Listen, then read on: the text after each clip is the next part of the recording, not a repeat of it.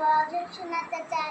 আপনারা যদি এই গজলটা শুনতে চান তাহলে একটা লাইক চ্যানেল করে দিবেন আর একটু আমার পাশেই থাকবেন। চলুন শুরু করি। কোরআন মধুর বাণী আমি যখনই শুনি আমার মন ভরে যায়।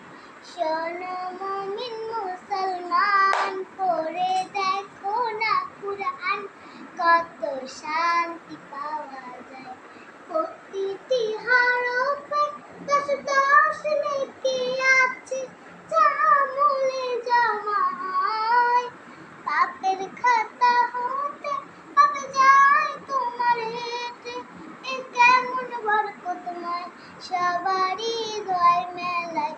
কোরআন মধুর বাণী আমি যখনই শুনি আমার মন ভরে যায়।